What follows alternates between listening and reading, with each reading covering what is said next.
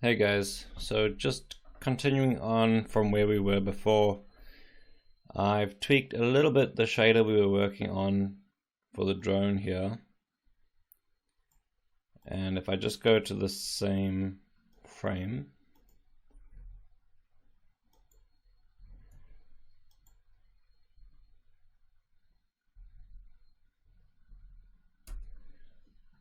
I can show you and we can compare. So it's pretty much the same, except I've extended some of those color ramps that we had on that shader to try and bring back a little bit of the edging. So I'm pretty happy with the internal edges, and I've got that occlusion masking off those details on the inside, but I just brought back some of the outside.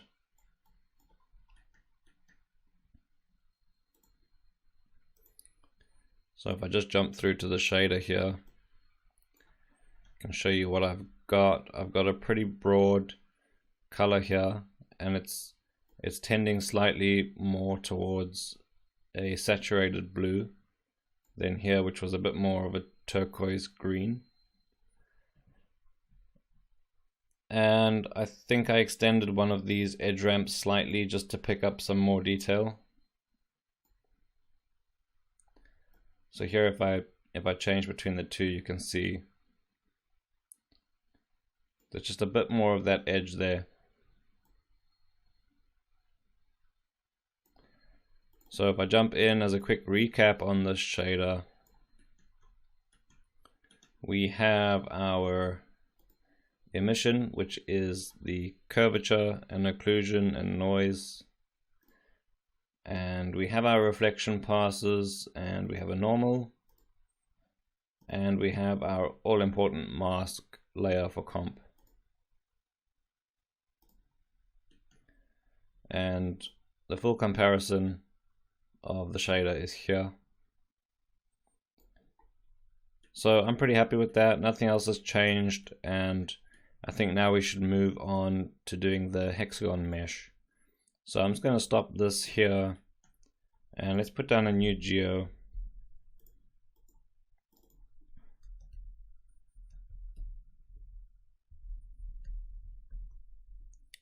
Hex deform. And I will object merge in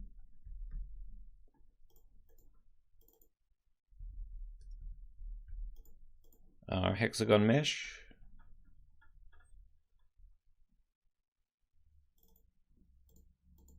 So if I go to where this is down here. Basically, this is the fully deforming hexagon mesh, and I'm not deleting anything. So if I go and look at this mesh here, it's the full mesh. So that when I was deleting these points, that's just for visualizing.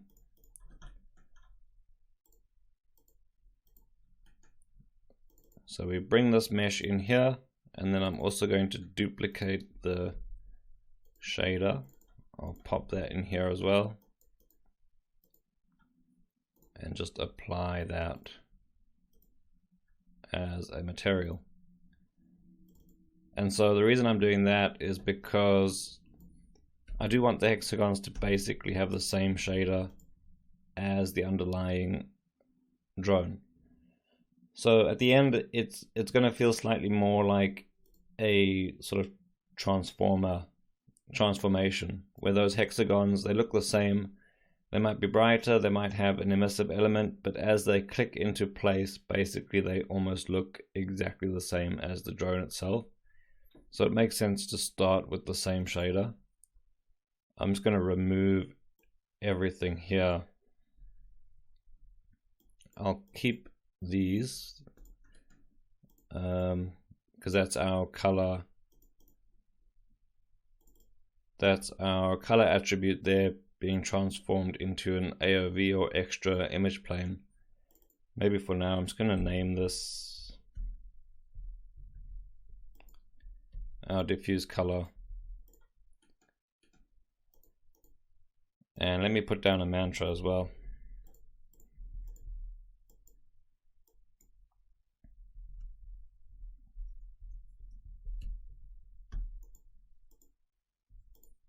hex deform. So at the moment, let's go. I'll keep those settings all the same. I will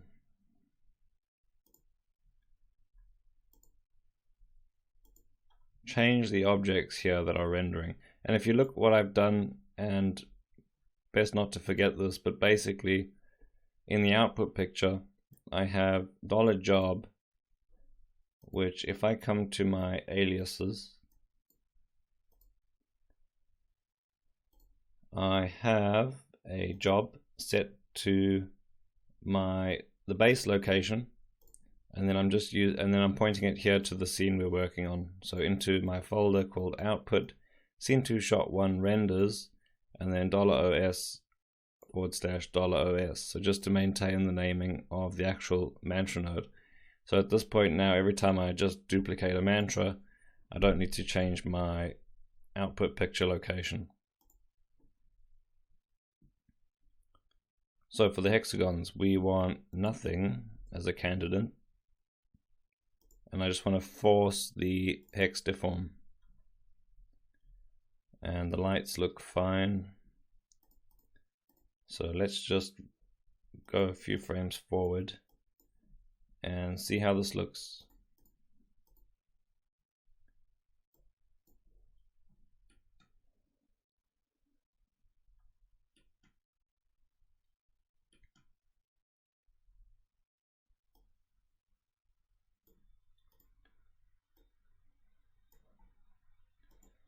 Okay, so that looks pretty good.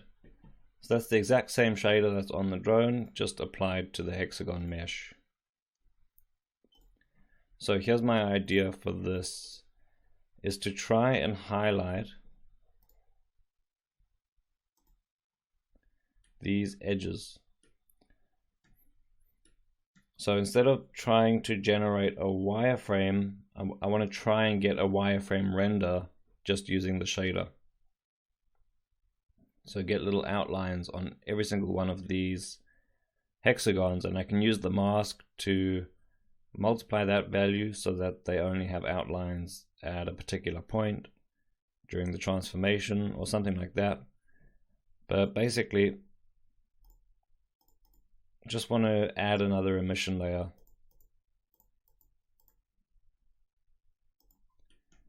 So if I jump into the shader here, before we do that, let me just check this diff color. I will go image planes. I'm going to remove all of these and add our diff color.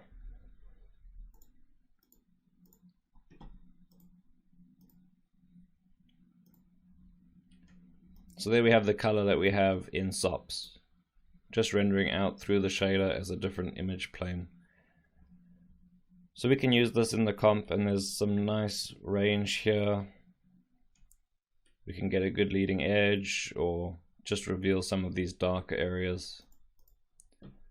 So that's working fine. Let's go back to the shader. Right, so the one thing I can do is use the wireframe or wire pattern. So with some tweaking here, I should be able to get just the hexagon edges, and you'll see what happens if I just plug this into color and remove these. So here I'm getting something that is not just the edges.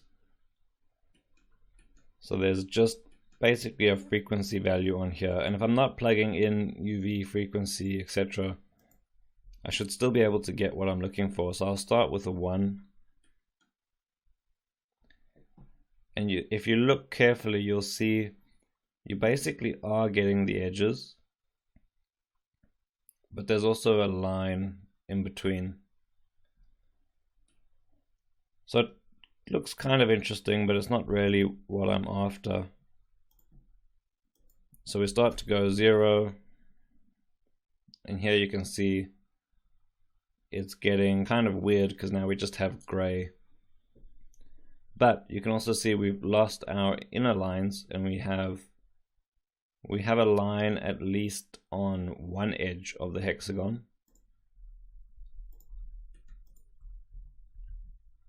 So I'm going to duplicate that, merge them together with a maximum, and then see if I can edit this one. So 0 and 1. So that didn't work because now we're getting our internal lines. So it's a bit of experimenting here. 0 and -1, or 0 and -1 in here. And there we go. So just tweaking some of these values here, I've managed to get the edges of the hexagon. So if we have a look what we have, we've got just one frequency on Z, and then I've switched that to 0, and I have a -1 on X, and that's given us a pretty clean outline. So there's a little free wireframe, and I can just fit this to try and get rid of some of that gray.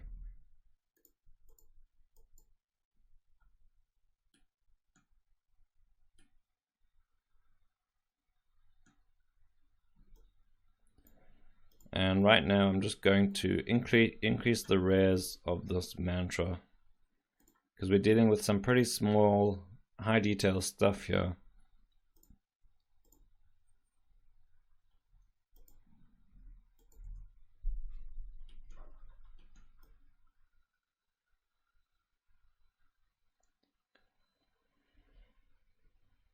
Okay, that looks pretty cool.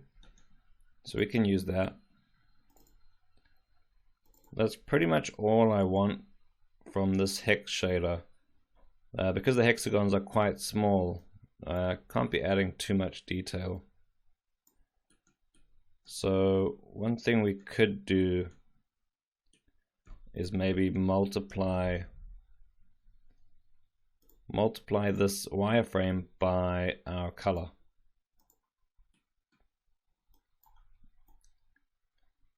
So now at least this outline is happening where the actual transformation is happening as well. And if I convert, basically this is a float now, so the color, which is a vector, is being automatically converted into a float. So the luminosity is just multiplying this fit here. But if I do a float to vector on our wireframe and then multiply by the color, we should get the color as well.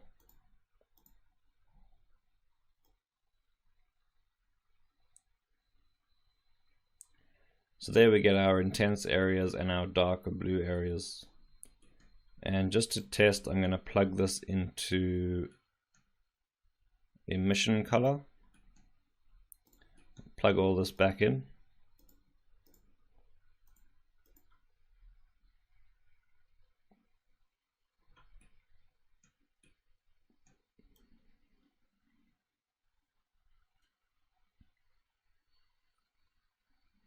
So I'm probably just going to leave this as a separate image plane, but just to see how it kind of looks, I've got this in emission here. It looks pretty cool.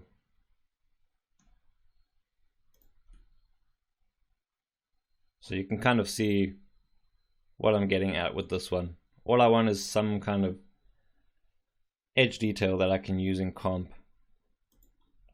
So let's export this one.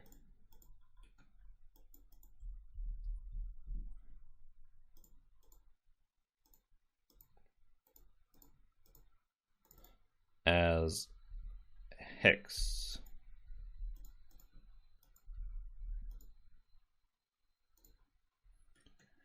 And then, so we have our color, we have our hexagon wireframe, which has worked quite nicely.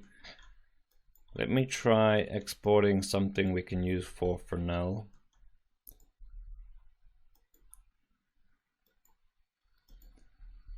So there's a Fresnel shading utility here which needs the normalized eye and normalized normal, and I'm not going to bother normalizing it just because. And then if we look here, if I remember correctly, so this reflection vector is basically, well, at least on the green or blue, let me plug it in because I can't remember, but one of them is the glancing angle. So it's pretty much the same as using the blue channel on the normal.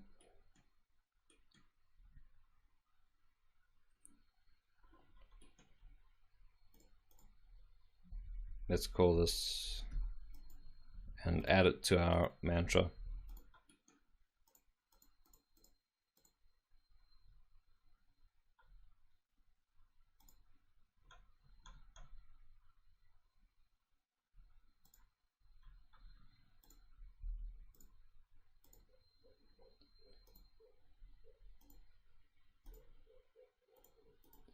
Yeah, so this is giving us red, green, and blue, and the blue is pretty much the glancing angle.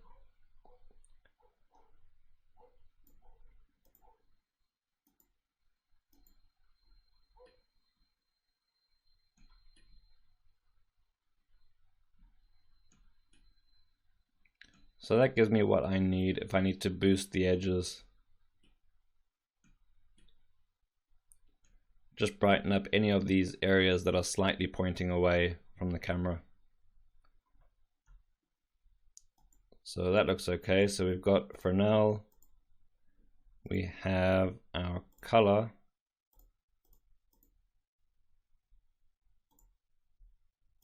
and we have our reflection passes for the shader, and then we have this emission pass here. But we also have an extra AOV, so I'm going to unplug that. And finally add hex over here.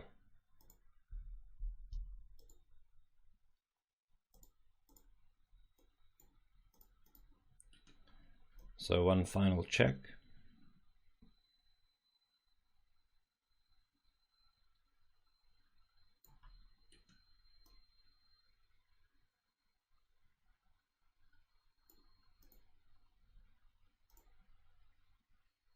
And there we have it. So there's one really big, important, fundamental thing I haven't done. If I go back in here, I need the alpha, and I don't have an alpha. So go back to the hex deform, let's put down a wrangle. Because those dark, these are basically the black hexagons. And if I go back to diff color, they should be transparent.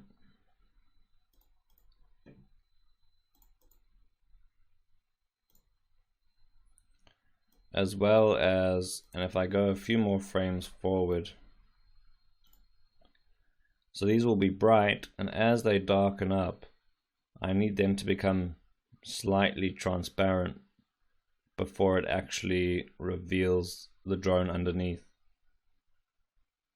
So they're going a dark blue, and they should be going more and more transparent as well. So let's do alpha based on a clamped value of blue between 0 and 1.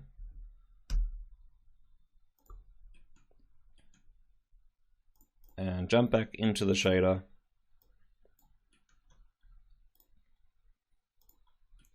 And let's plug alpha into opacity color.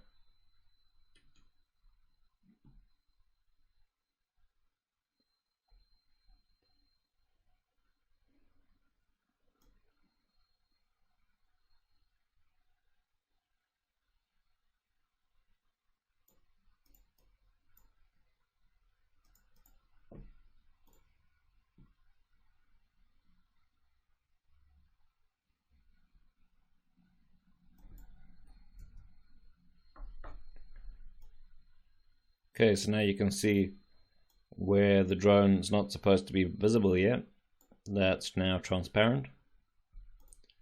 And if we look at our alpha, where these hexagons are starting to become dark and they're supposed to be revealing the drone underneath, they are becoming more transparent as well. So that's a pretty important part of blending these two together.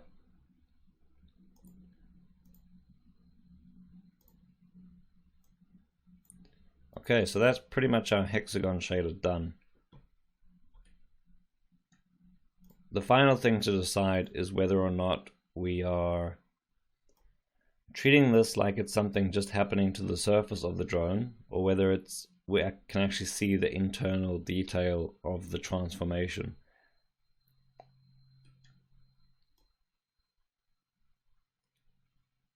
So at that point, it would be, say, back to frame 40, I think it is. And you can see right now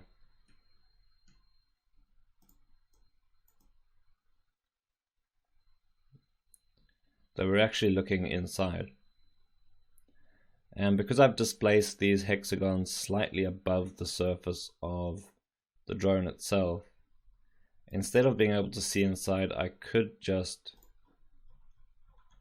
put the drone in here in objects as a matte.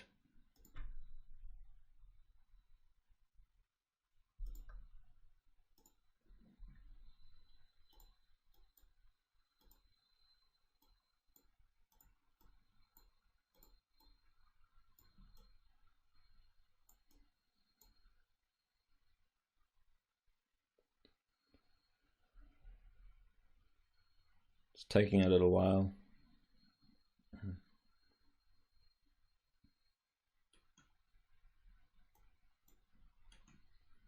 Gonna hit re-render. So basically, if you can see, and it's a bit busy and a bit noisy here, but we're seeing the inside. Most of what we're seeing at this point is the inside of the drone.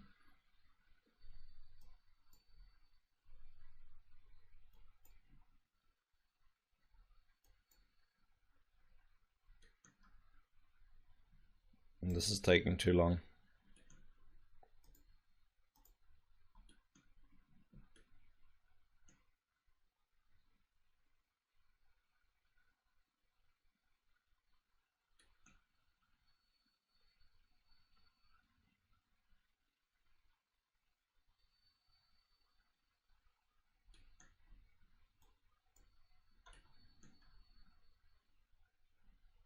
Not sure what's going on here. Let me try, instead of the effects decloak, I will add the drone cache.